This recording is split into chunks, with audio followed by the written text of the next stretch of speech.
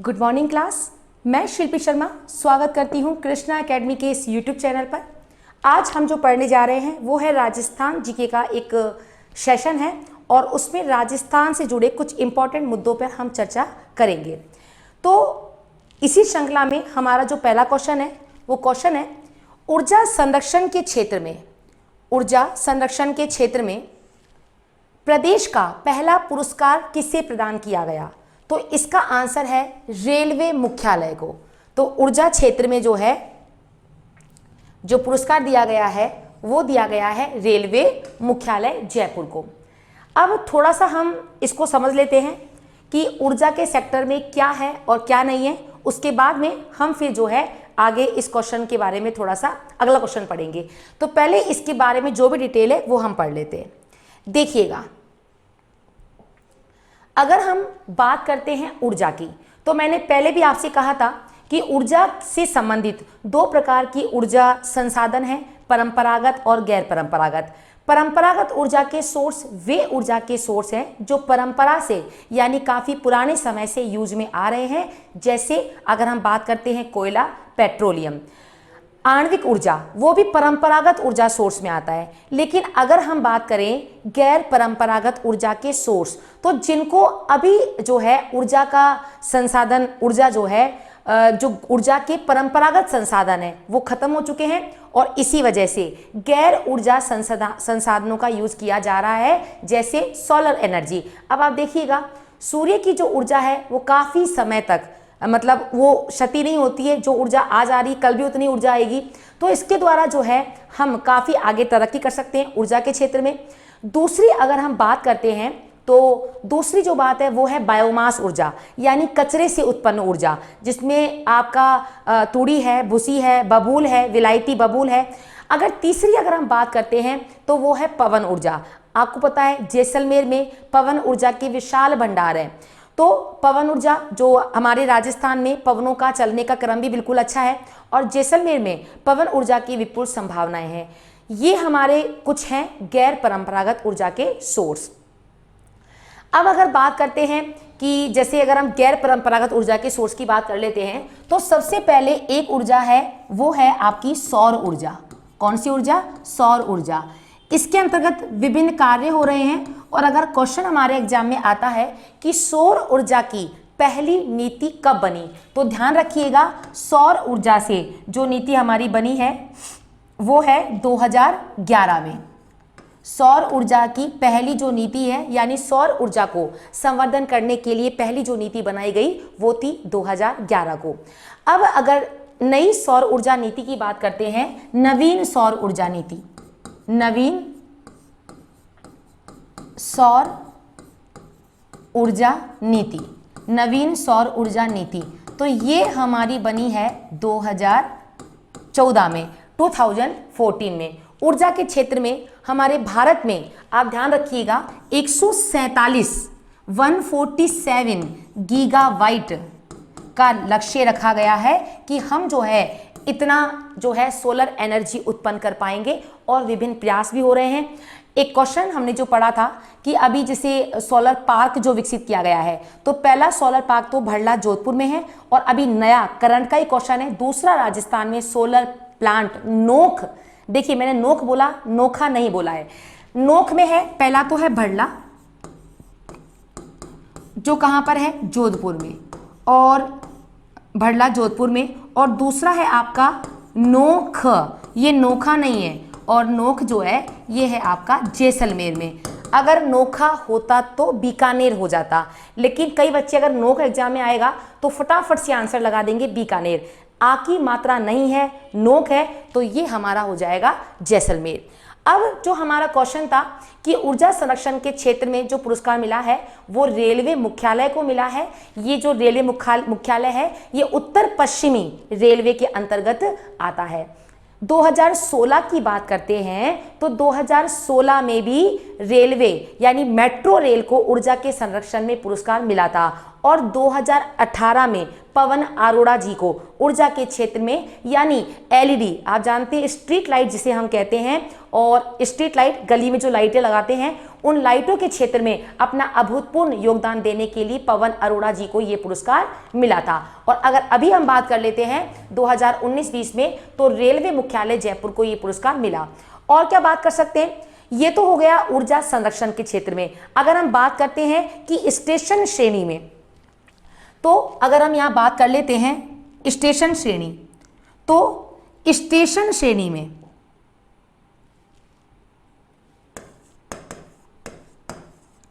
Station श्रेणी में ये जो पुरस्कार है वो पहले मिला है जोधपुर को, ध्यान रखिएगा, पहले मिला है जोधपुर को। और अगर दूसरे नंबर की बात करें स्टेशन श्रेणी में दूसरे नंबर की, तो दूसरे नंबर पर जो पुरस्कार मिला है वो मिला है गांधीनगर जयपुर को, गांधीनगर जयपुर को। तो स्टेशन श्रेणी में दूसरा जो पुरस्कार है वो मिला है गांधीनगर जयपुर को। तीसरी अगर हम बात करते हैं कि स्वच्छता में, यानी कौन सा ऐसा राजस्थान का रेलवे स्टेशन है जो स्वच्छता के क्षेत्र में 2019-20 में फर्स्ट नंबर पर आया है, तो वो है आपका जयपुर रेलवे स्टेशन। तो अगर स्वच्छता की बात करें, स्वच्छता में जयपुर रेलवे स्टेशन,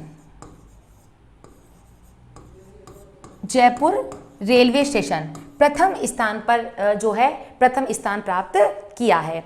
तो ये हमारा हुआ पहला क्वेश्चन। और ऊर्जा संरक्षण के क्षेत्र में जो पुरस्कार दिया गया है वो है रेलवे मुख्यालय, जो कि आप ध्यान रखिएगा उत्तर पश्चिमी रेलवे के अंतर्गत आता है। इसे पुरस्कार दिया है, मैंने आपको 2016, 18 और यहाँ तक कि 2020 का डेटा बता दिया है। तो ये हमारा पहले क्वेश्चन की इतनी डिटेल है, आप फटाफट से इसका स्क्रीनशॉट ले लीजिएगा। चलते हैं हम अगले क्वेश्चन की तरफ।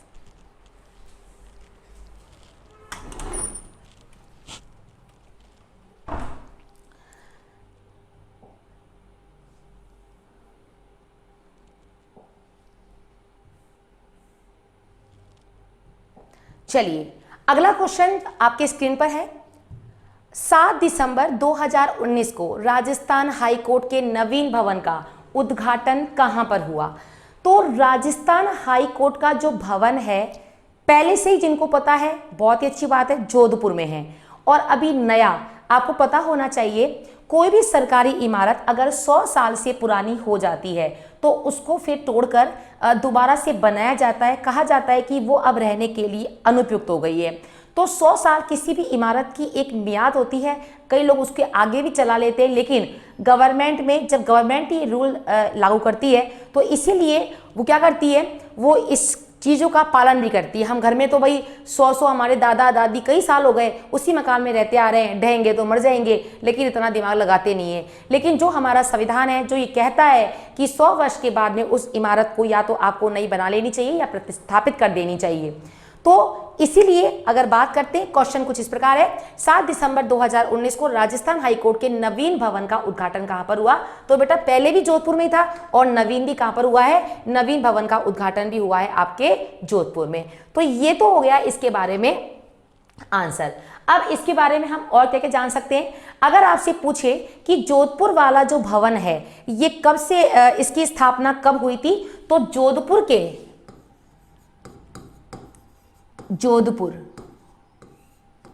भवन की स्थापना, जोधपुर भवन की स्थापना 1949 में, जोधपुर भवन की स्थापना 1949 में हुई थी। और 1949 से लगातार अब तक, यानी 1949 से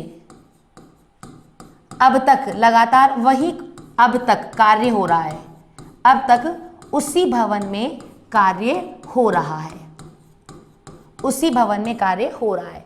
1949 की बात है। अब जो नवीन भवन है आप देखिएगा, नवीन भवन का जो स्टार्टिंग है वो अभी से नहीं हुई है। हमको लगता है कि नवीन भवन आज बनकर तैयार हो गया है, रट लेते फटाफट से, ऐसा नहीं है। 2007 से, ध्यान रखिएगा, 2007 से नवीन भवन, 2007 से नवीन भवन जो है उसका कार्य प्रारंभ है, आप देख लीजिएगा 2007 से 2020 हो गया है, लगभग जो है 12-13 साल हो गए हैं, तब से ही इसका कार्य चल रहा है, नवीन भवन का कार्य चल रहा है जो अब पूर्ण हो गया है। तीसरी बात, कितने बीघा पर है, तो लगभग 22.67 है, आप इसको 22 ही याद कर लें, लगभग 22 बीघा, लगभग 22 बीघा जमीन पर जो है ये भवन का जो है रूपरेखा तैयार हो रही है या निर्माणाधीन है। और अगर बात करते हैं इसकी एक ब्रांच यानी जोधपुर हाईकोर्ट की एक और ब्रांच कहां पर है, तो ध्यान रखना जोधपुर हाई कोर्ट की एक ब्रांच आपके जयपुर में भी स्थित है।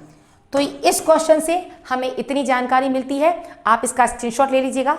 चलते हैं हम कुछ नए क्वेश्चन की तरफ, आप इसका स्क्रीनशॉट लीजिएगा।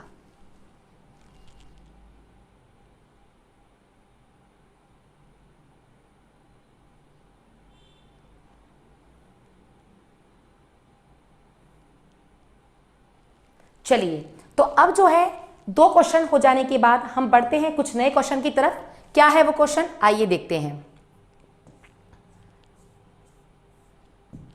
ठीक है, एक सेकेंड, इस पे अपना एक क्वेश्चन और रह गया था जी। अगला क्वेश्चन जो है ये हमारा हाईकोर्ट वाला पूर्ण हो चुका है। राजस्थान राज्य सूचना आयोग में मुख्य सूचना आयुक्त का अतिरिक्त कार्यभार किसे सौंपा गया है। देखिएगा यहां पर आपको एक क्वेश्चन मिला है, राजस्थान राज्य सूचना आयोग। अब इसके बारे में मैं आपको थोड़ा तो यहां बता देती हूं, बाकी ये सूचना आयोग जो है इसके बारे में मैं आपको कल आने वाले वीडियो में पूरा का पूरा सूचना आयोग, चाहे वो केंद्रीय सूचना आयोग हो या राज्य सूचना आयोग हो, उसकी पूरी डिटेल जो है मैं आपके सामने डिस्कस करूंगी। पहले आप इसका आंसर सुन लीजिएगा। राज्य सूचना आयोग आरटीआई एक्ट के तहत इसका निर्माण किया गया है। हम चाहें कोई भी सूचना जो हमारे संविधान के दायरे में ही है, हमारे दायरे में है, किसी व्यक्ति के दायरे में है, वो सूचना हम प्राप्त करने के लिए जो है राज्य सूचना आयुक्त जो आयोग है गठन किया गया है। तो इसके जो अभी मुख्य सूचना आयुक्त का अतिरिक्त जो कार्यभार दिया गया है, यानी साथ में इन्हें एक कार्यभार और दे दिया गया है, तो वो व्यक्ति है, उनका नाम है आशुतोष शर्मा। याद कैसे करना है, अगर आप किसी को एक्स्ट्रा कार्यभार दे देते हैं तो उस व्यक्ति की आंखों में आंसू आ जाते हैं, तो इसका आंसर हमारा हो जाएगा आशुतोष शर्मा। मैं इस क्वेश्चन की डिटेल आपको यहां नहीं समझा रही हूं, क्योंकि ये पूरा सूचना आयोग कैसे कार्य करता है, हम आरटीआई एक्ट कैसे लगाते हैं, कितने रुपए के तहत हम आरटीआई एक्ट जो है दायर कर सकते हैं, किसको हम अपील करते हैं, वो कौन सा अधिकारी होता है, अगर वो हमारा कहना नहीं मानता है तो किसको अपील करेंगे, फिर कैसे इसकी ब्रांच निकलेगी, किसने इस क्षेत्र में कार्य किया, इन सभी के बारे में जो हम क्वेश्चंस है या जो भी मैटर है वो मैं आपको अगले सेशन में जरूर आपको पढ़ा दूंगी। इसलिए यहाँ पर मैं आपको केवल इसका जो इनका नाम बता रही हूँ और बस आपके लिए इतना ही यहाँ पर पर्याप्त रहेगा। तो राजस्थान राज्य सूचना आयोग में मुख्य सूचना आयुक्त का अतिरिक्त कार्यभार जिन्हें दिया है आशुतोष शर्मा। इसी वजह से इनकी आंखों में तो आंसू आ गए कि भाई अब क्या करें, मुझे तो इतना काम मिल गया है, एक्स्ट्रा कार्य मिल रहा है, अतिरिक्त कार्यभार मिल गया है। तो इनका आंसर जो है वो है आपका आशुतोष शर्मा। इसमें आप एक क्वेश्चन और लर्न कर सकते हो कि इससे पहले सुरेश चौधरी थे, इससे पहले इस पद पर कौन थे, सुरेश चौधरी, और उनकी सेवानिवृत्ति के बाद, उनके चले जाने के बाद जो है ये 8 महीने तक ये पद खाली पड़ा रहा और 8 महीने बाद अब जाके आशुतोष शर्मा जी की नियुक्ति हुई है। चलते हैं अगले क्वेश्चन की तरफ और देखते हैं अगला क्वेश्चन हमारे लिए क्या है। चलिएगा, बहुत ही बढ़िया क्वेश्चन है। मेधावी छात्राओं को प्रदान की जाने वाली स्कूटी वितरण के अंतर्गत वित्तीय वर्ष 2019-20 में, ध्यान रखिएगा, वित्तीय वर्ष 2019-20 में जो है इस कितनी स्कूटी संख्या जो है स्कूटी संख्या को 4000 से बढ़ाकर कितना कर दिया गया है। तो पहले जो बालिकाएं जो अनुसूचित या टीएसपी एरिया में एक योजना चल रही थी, मैं अभी बताती हूँ आपको, कालीबाई योजना के नाम से भी है। तो यहाँ पर जो बच्चियां हैं उनको पहले 4000 का लक्ष्य रखा गया था पूरे वित्तीय वर्ष में, और अभी जो है इस 4000 के लक्ष्य को बढ़ाकर कर दिया गया है कितना, अभी लक्ष्य कर दिया गया है 6000। तो ठीक है, तो इसका आंसर हमारा आ जाएगा 6000, यानी 2019-20 में 4000 जो स्कूटी प्रोजेक्ट के तहत जो आपकी स्कूटियों की संख्या थी उन्हें बढ़ाकर अभी 6000 कर दिया गया है। इस क्वेश्चन में हम और क्या जानकारी प्राप्त कर सकते हैं, आइए चलते हैं इस क्वेश्चन की डिटेल की तरफ। देखिए, मुख्यमंत्री अशोक गहलोत ने प्रदेश में बालिका शिक्षा को बढ़ावा देने के लिए टीएसपी एरिया, अनुसूचित जाति जनजाति क्षेत्रों में जो है बालिकाओं को पढ़ने के लिए एक अच्छा अवसर देने के लिए ये योजना प्रारंभ की गई है। और आपको ये तो पता ही पड़ गया है, 4000 से बढ़ाकर 6000 कर दी गई है। अब एक और ध्यान रखना, एक योजना और चल रही थी जिसका नाम था देवनारायण स्कूटी वितरण योजना। बेटा, स्कूटी वितरण में ना केवल वही एक योजना चल रही थी बल्कि देवनारायण स्कूटी वितरण योजना भी चल रही थी। और इस योजना के अंतर्गत अभी ये भी 2019-20 की ही बात है, और इसमें जो स्कूटी की संख्या है 2019-20 में स्कूटियों की संख्या 1000 से बढ़ाकर स्कूटियों की संख्या कर दी है कितनी, 1500। तो ये बात भी आप ध्यान रखिएगा कि अभी जो है देवनारायण स्कूटी योजना के तहत ये संख्या बढ़ा कितनी कर दी गई है, 1500। साथ में मुख्यमंत्री के इस फैसले से बालिकाएं आगे पढ़ाई करने के लिए प्रोत्साहित होगी, ये आपको ध्यान रखना है। मुख्यमंत्री ने अनुसूचित जाति अल्पसंख्यक वर्ग की मेधावी छात्राओं को भी कालीबाई भील मेधावी छात्रा स्कूटी योजना में शामिल करने की मंजूरी दे दी गई है। तो इसको भी आप ध्यान रखिएगा कि कालीबाई भील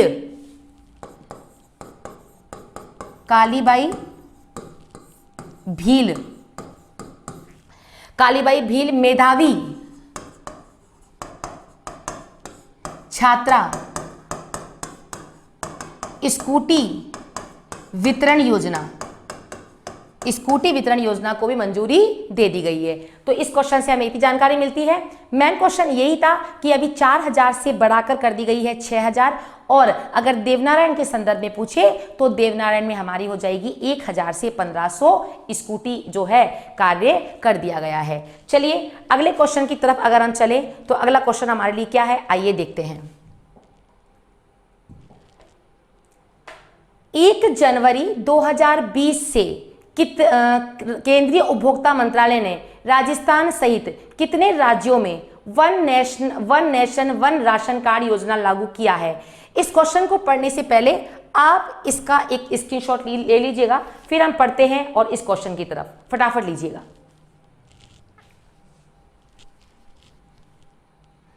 चलिए, तो अब हमारा जो क्वेश्चन था उसकी तरफ चलते हैं। आपने बहुत ही इस क्वेश्चन को सुना होगा। 1 जनवरी 2020 से केंद्रीय उपभोक्ता मंत्रालय ने राजस्थान सहित कितने राज्यों में one nation one ration card योजना लागू कर दी गई है। इसमें होगा क्या भाई, अभी क्या है कि जैसे अगर हम राशन कार्ड की बात करते हैं तो इससे पहले यानी 1 जनवरी 2020 से पहले हमारा जो राशन कार्ड बनता था वो हमारे विशेष एक राज्य में ही चलता था। लेकिन अगर हम बात करें कि अब किसी भी राज्य में चले जाएं, अगर जैसे मान लो कोई बिहार का बंदा है, अगर वो उत्तर प्रदेश में जाकर रहने लग जाता है तो बार बार उसे जो है अपने इस राशन कार्ड के लिए, जो राशन कार्ड के जरिए जो भी सरकार हमें सहायता देती है उस सहायता को वो उठा नहीं पाते हैं, उनके चक्कर राशन कार्ड बनवाने में लग जाते हैं। और वो कितनी बार बनवाए, सही भी बात है भाई, मजदूर व्यक्ति है, आज यहाँ पर पैसा कमा रहा है, आज कहीं और जाएगा। तो इसके लिए गवर्नमेंट ने बहुत ही अच्छी ये योजना बनाई है और इसके अंतर्गत one nation one ration card में ये जो है राजस्थान सहित, राजस्थान इसमें शामिल है, तो ये तो हमें बहुत अच्छे से याद करना है। राजस्थान सहित जो है 12 राज्यों में इस योजना को शुरू कर दिया गया है। तो इसको आप ध्यान रखिएगा। याद कैसे करना है कि अब किसी भी मजदूर के 12 नहीं बजेंगे, ये ट्रिक है, किसी मजदूर के 12 नहीं बजेंगे, क्योंकि अब उसको उसी एक ही राशन कार्ड से वो जिस भी जगह पर जाएगा, जहां पर भी जाएगा, उससे उसका कार्य हो जाएगा। आइए पढ़ते हैं कि क्या क्या कौन कौन से जिलों को, कौन कौन से राज्यों को शामिल किया गया है और क्या ये योजना कहती है और क्या हम इसके बारे में आइए जान सकते हैं। तो शुरू करते हैं। ध्यान रखिएगा, अगर बात करते हैं 1 जनवरी से कौन कौन से जो इसमें राज्य हैं, मैं उनका नाम लिख देती हूँ, देखिएगा। तो 12 जो राज्य हैं, 12 राज्य, तो उनके नाम क्या क्या हैं। तो सबसे पहला तो हमारे बहुत गर्व के साथ हम लिख ही देते हैं, राजस्थान। राजस्थान है। आगे बात करते हैं, कर्नाटक है, कर्नाटक है। 3rd नंबर पर हरियाणा है, एमपी है, झारखंड है, 6th एमपी है, झारखंड है और तेलंगाना है। झारखंड है, तेलंगाना है, गुजरात है, ओके, महाराष्ट्र है, त्रिपुरा भी है, महाराष्ट्र है, त्रिपुरा है, और क्या है, गोवा है, गोवा, केरल, और एक हमारा हो गया आंध्र प्रदेश, आंध्र प्रदेश।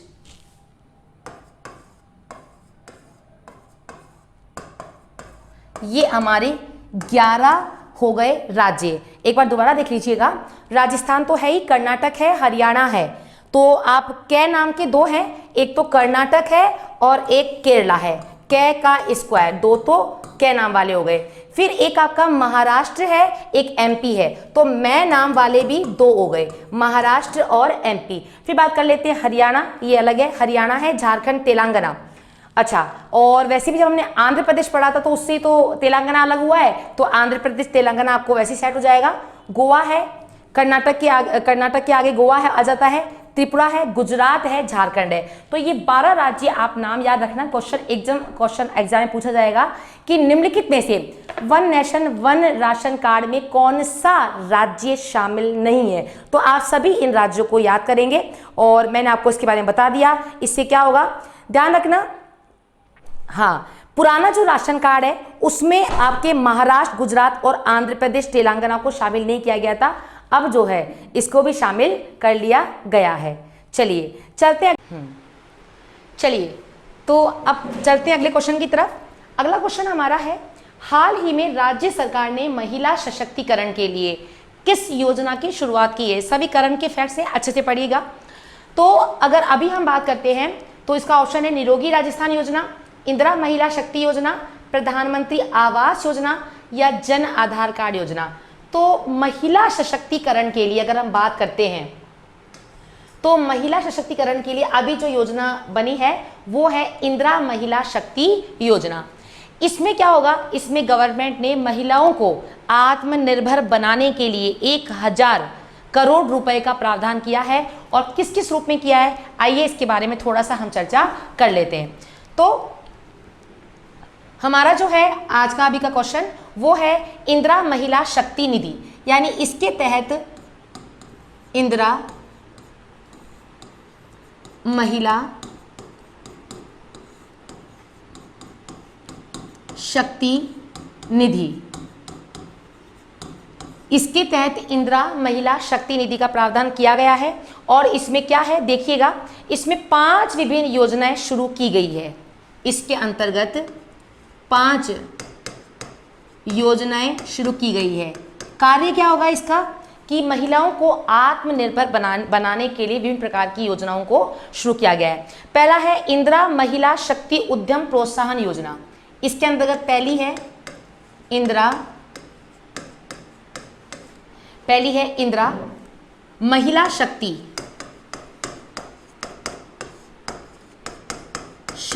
उद्यम योजना। पहली है महिला शक्ति और इंदिरा महिला शक्ति उद्यम योजना। दूसरी है इंदिरा महिला शक्ति, वही है बस प्रशिक्षण जड़ जाएगा, प्रशिक्षण योजना,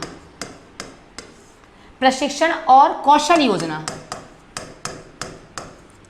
कौशल संवर्धन योजना। दूसरी ये हो जाएगी। तीसरी की अगर बात करते हैं तो शक्ति लेखा परीक्षण परियोजना। 3rd है इंदिरा महिला शक्ति लेखा, शक्ति लेखा प्रशिक्षण योजना, प्रशिक्षण योजना। अगर हम फोर्थ योजना की बात करें तो इंदिरा महिला शक्ति शिक्षा सेतु योजना, इंदिरा महिला शक्ति शिक्षा सेतु योजना, सेतु योजना। और लास्ट की अगर बात करें तो शक्ति कौशल सामर्थ्य योजना,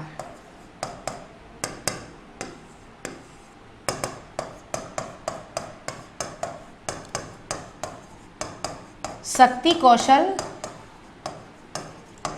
सामर्थ्य योजना।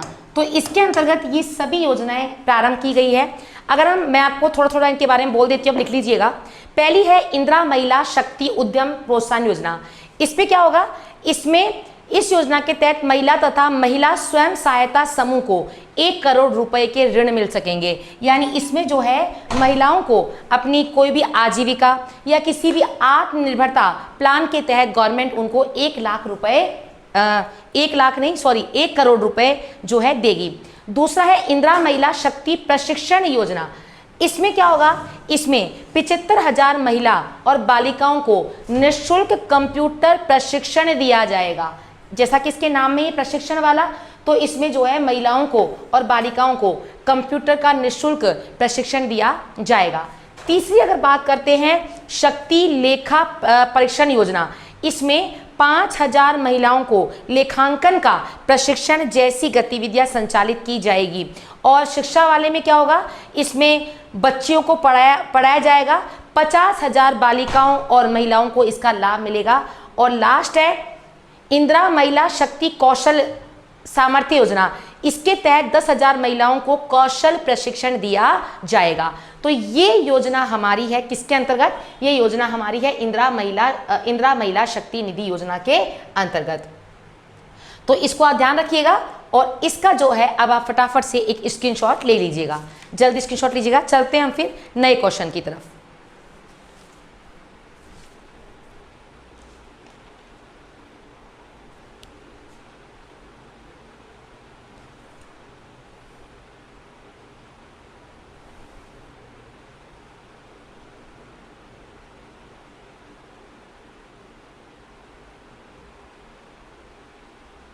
चलिए, तो अगले क्वेश्चन की तरफ अगर हम चलें तो अगला क्वेश्चन हमारा क्या है, आइए देखते हैं।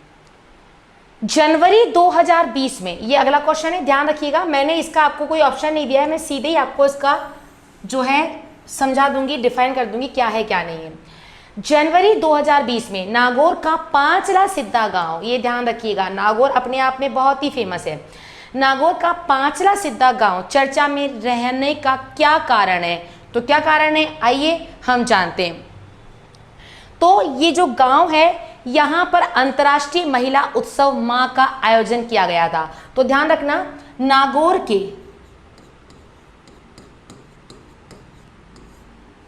के पांचला सिद्धा गांव, पांचला सिद्धा गांव क्यों चर्चा में है, क्योंकि यहां पर अभी अंतर्राष्ट्रीय महिला उत्सव, अंतर्राष्ट्रीय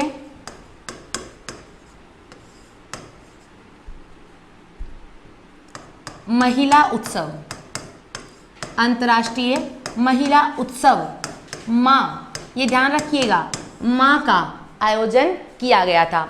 इसके अलावा अगर हम बात करें तो यहां पर 12 देशों की महिलाएं शामिल हुई है। यहां पर 12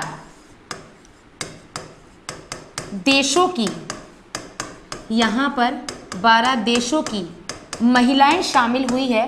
और उनने क्या किया है, उन्होंने अभी एक कार्यक्रम का आयोजन किया है कि पिछले 3 वर्ष से योगा और मौसम का महत्व समझाने के लिए ये कार्यक्रम जो है आयोजित किया जा रहा था, योगा और पर्यावरण के महत्व समझाने के लिए। कुछ चर्चित महिलाएं भी नागौर के इस गांव में आई है और उनमें एक है एलिजाबेथ गिलबर्ट, ध्यान रखिएगा। Elizabeth Gilbert. अब अगर आपसे पूछे ये है कौन, भाई इतनी जो आपने नाम लिखा है इन महिला का और ये बहुत प्रसिद्धि प्राप्त महिला है, ये अमेरिका की एक लेखिका हैं और ये भी 2019 में यहाँ पर आई थी और इन्होंने जो है कई प्रकार के नारी शक्ति पुरस्कार से महिलाओं को सम्मानित किया। तो आपको ध्यान रखना, एलिजाबेथ गिलबर्ट भी अमेरिकी लेखिका, अमेरिकी लेखिका इस समारोह में शामिल जो है वो हुई है। तो ये हमारा हो गया कौन सा, नागौर का पांचला गांव, जो 2020 में चर्चा में था क्योंकि यहाँ पर अंतर्राष्ट्रीय महिला उत्सव जो है वो माँ का आयोजन किया जा रहा था। चलिए फटाफट आप इसका स्क्रीनशॉट लीजिएगा, फिर हम अगले क्वेश्चन की तरफ बढ़ते हैं।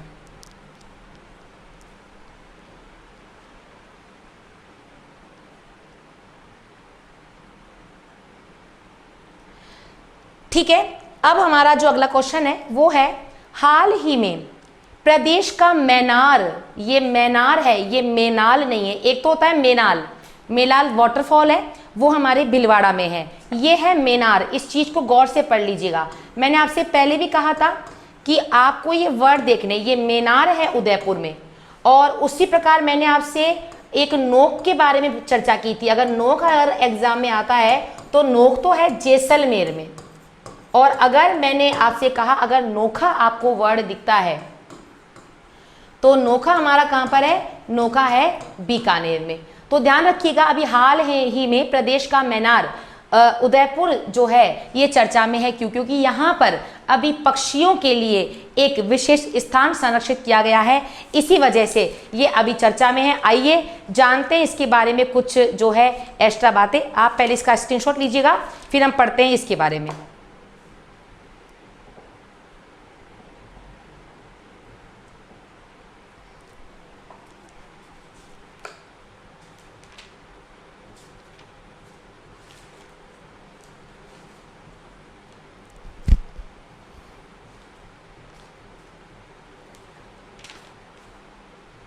चलिए, तो अब जो हमारा क्वेश्चन था कि मेनार उदयपुर चर्चा में है क्यों, आइए जानते हैं इसके बारे में। देखिएगा, मेनार उदयपुर ये चर्चा में है क्यों, तो आपको इसका आंसर लिखना है क्योंकि यहां पर IBA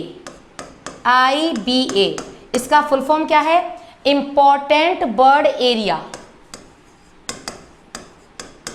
important word area, important word area के इसको नामित किया है।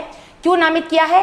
क्योंकि यहाँ पर देशी विदेशी परिंदों की पनाहगाह है, जिसे वर्ड विलेज के नाम से भी जानते हैं। और इसकी खास बात यह है कि इस क्षेत्र का संरक्षण गवर्नमेंट के द्वारा नहीं होता है, बल्कि स्थानीय ग्रामीणों के स्तर पर करना बताया गया है। यानी इस क्षेत्र का जो संरक्षण है वहां के स्थानीय ग्रामीण लोग इस क्षेत्र का संरक्षण करते हैं। तो इसीलिए हाल ही में जो मेनार है, जो कहां पर है बेटा, उदयपुर में, तो ये चर्चा में था। तो ये हमने इसके बारे में जानकारी पढ़ ली।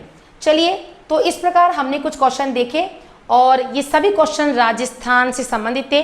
अगले वीडियो में जैसा कि मैंने आपसे कहा था कि वर्तमान में अतिरिक्त कार्यभार जो मिला है सूचना आयुक्त का, वो थे आशुतोष जी, और उनके बारे में अब हम पढ़ेंगे कि कैसे जो है सूचना आयोग कार्य करता है या केंद्र में सूचना आयोग कार्य करता है। तब तक के लिए नमस्कार।